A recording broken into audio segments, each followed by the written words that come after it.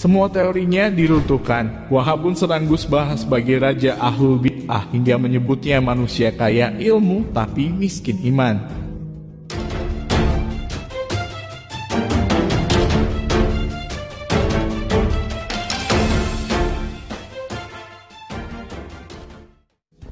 Teori bahwa semua bid'ah itu adalah sesat itu cenderung digugurkan oleh Gus Baha.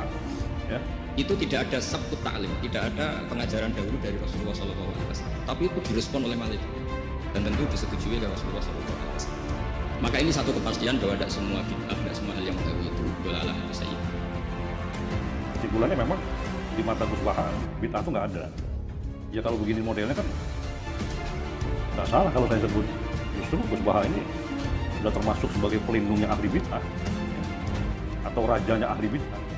Kalian tahu itu orang alim ya, semuanya yang dijalankan pakai ilmu, nggak pakai ilmu. Gus Baha tahu ya, orang tercerdas di Indonesia sekarang yang menemukan 200 hukum fikih yang tersembunyi dalam Al-Quran.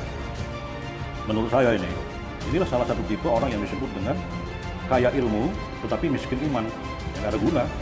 Banyaknya ilmu itu nggak ada guna, dan bisa juga berarti orang yang banyak tahu itu sebetulnya nggak tahu apa-apa.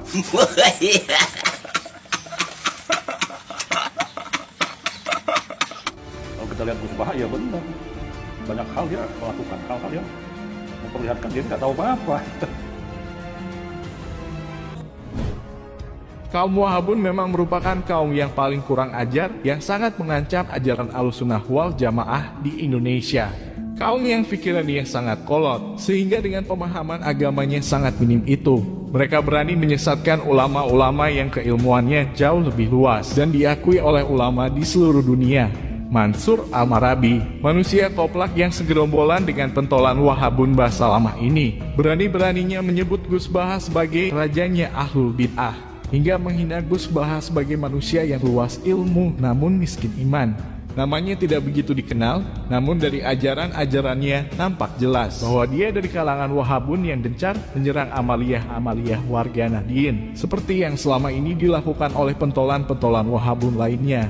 Gus Baha dengan keluasan ilmunya yang bisa meruntuhkan semua tuduhan-tuduhan bid'ah yang selama ini digencarkan oleh kaum Wahhabun, nampaknya membuat pentolan-pentolan kaum Wahhabun merasa gerah dibuatnya. Keberadaan Gus Baha tentu membuat pentolan Wahhabun tak lagi bisa dengan mudah mempengaruhi umat Islam, sebab semua tuduhan bid'ah yang selama ini mereka gencarkan bisa dengan mudah dipatahkan oleh Gus Baha dengan keluasan ilmunya. Hal ini tentu menjadi ancaman tersendiri bagi kaum Wahhabun, sehingga kini mereka dengan brutal menyerang serta menghina Gus Baha karena tak lagi mampu mematahkan hujah yang disampaikan oleh Gus Baha. Kalau kita perhatikan, beliau ini cenderung bisa menjelaskan dengan berbagai macam teori yang akhirnya itu tidak ada bid'ah. Ya. Dengan alasan tadi ini banyak orang belum tahu kan gitu. Banyak belum tahu, setelah diberitahu ya kan ternyata bukan bid'ah kan gitu. Bahkan terkonfirmasi dulu, Nabi mengiyakan setelah tanya. Nyatanya itu dibenarkan. Jadi ada sekian bukti bahwa ubudiyah atau ibadah atau perilaku sosial yang tidak ada sabut ta'lim, tapi kemudian Nabi membenarkan. Kalau menurut saya sih itu bid'ah itu sesat itu bukan sekedar teori, tapi sudah menjadi hukum atau ketetapan yang datang dari Rasulullah. Ya, bahwa yang namanya bid'ah itu pasti sesat. Dan sesat itu ya urusannya ke neraka. Semua bid'ah itu sesat, dan yang sesat itu pasti ke neraka. Dari dahulu hanya itulah yang menjadi dalil kaum Wahhabun untuk menyesatkan amaliyah warga NU. Ibaratnya cukup memegang kunci Inggris sudah mampu membuka segala macam baut yang ada. Dia tidak pernah tahu ada jenis baut lain yang tidak mungkin bisa dibuka dengan kunci yang dia pegang itu. Kita tahu bahayanya ajaran Salafi Wahabi, berdalih memurnikan ajaran Islam kembali ke Quran hadis, yang tidak jauh berbeda dengan ajaran kaum Khawarij, yang ujung-ujungnya bisa menghalalkan nyawa orang lain yang tidak sepaham dengan kelompok mereka. Maka tidak heran ketika mereka kalah dalam menyampaikan dalil-dalil keagamaan. Mereka akan sangat mudah menyesatkan bahkan mengkafirkan ulama lain yang bertentangan dengan ajaran kelompoknya. Kekurang ajaran manusia koplak Mansur Al-Marabi yang menghina Gus Baha sebagai manusia kaya ilmu tapi miskin iman.